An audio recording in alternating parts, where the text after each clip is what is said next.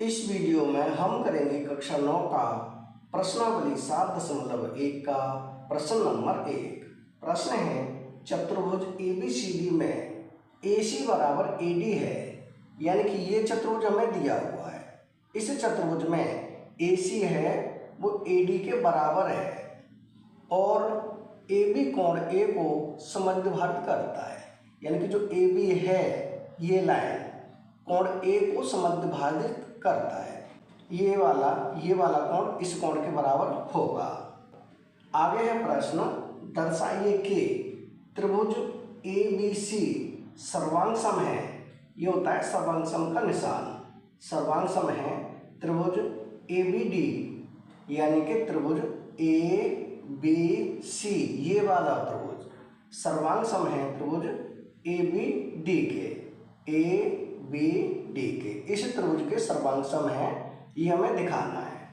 आगे प्रश्न, BC और BD के बारे में आप क्या कह सकते हैं, यानी कि BC और BD इनके बारे में आप क्या कह सकते हैं। तो सबसे पहले तो इन दोनों त्रिभुजों को हम सर्वांगसम दिखाएंगे।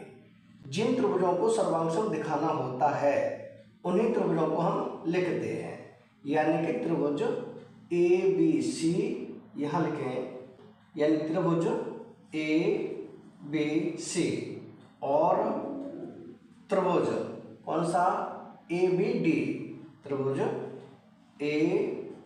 ABD। इन दो त्रिभुजों में हम 3 अंग बराबर दिखाएंगे। तो सबसे पहले देखें ABC में, यानी कि ABC में और ABD में, इन दो त्रिभुजों में हमें दिया हुआ है कि जो AC है AD के बराबर है। प्रश्न में दिया हुआ है ये रहा, AC बराबर AD, तो इसे हम लिख दें AC बराबर है AD, ब्रैकेट में लिख देंगे दिया है, ये हमें प्रश्न में दिया हुआ है। दूसरा पॉइंट क्या देखेंगे, ये वाला कोण इसके बराबर है। क्यों बराबर है, प्रश्न में दिया है AB कोण A को समद्विभाजित करता है, यानी कि AB है कोण A को समद्विभाजित करता है, तो ये हो जाएगा कोण BAC। यहाँ लिखें कोण BAC बराबर है कोण BAD के, कोण BAD। ये भी हमें दिया हुआ है, ब्रैकेट में क्या लिखेंगे दिया है। अब देखें तीसरा पॉइंट हो जाएगा जो AB है इस त्रिभुज में भी है और इसमें भी है, यानी कि ABC और ABD, यानी कि AB दोनों त्रिभुजों में है, तो ये हो जाएगी उभयनिष्ठ। यहाँ लिखें AB बराबर है AB, ब्रैकेट में लिखेंगे उभयनिष्ठ, यानी कि कॉमन, उभयनिष्ठ। उभयनिष्ठ का मतलब होता है कॉमन, जो दोनों में हो।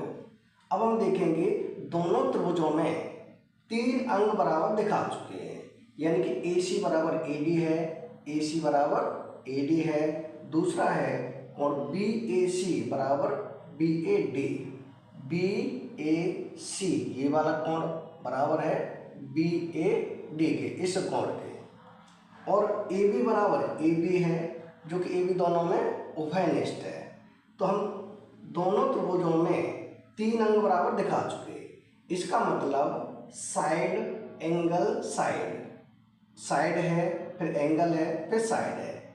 इस नियम से ये दोनों त्रिभुज हो जाएंगे सर्वांगसम, यानी इसे हम लिखेंगे त्रिभुज ABC, त्रिभुज ABC सर्वांगसम होगा त्रिभुज ABD के, त्रिभुज ABD किस नियम से होगा, ये हो जाएगा साइड एंगल साइड से।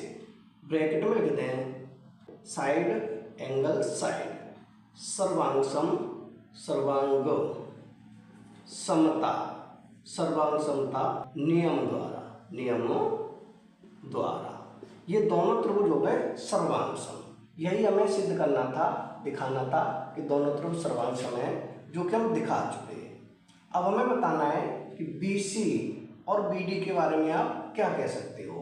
तो जो BC है वो BD के बराबर होगी, ये लाइन इस लाइन के बराबर होगी। क्यों होगी? क्योंकि दोनों त्रिभुज सर्वांग सम हैं। अगर दोनों त्रिभुज सर्वांग सम हैं तो CP CT से ये दोनों लाइन बराबर हो जाएगी। क्या हो जाएगी? इसे हम लिखेंगे BC बराबर हो जाएगी BD। ब्रैकेट में लिखेंगे CP CT, यानी CP CT के द्वारा BC बराबर BD हो जाएगी। यही हमें बताना था, यही हमें दर्शाना था, जो हम दर्शा चुके हैं।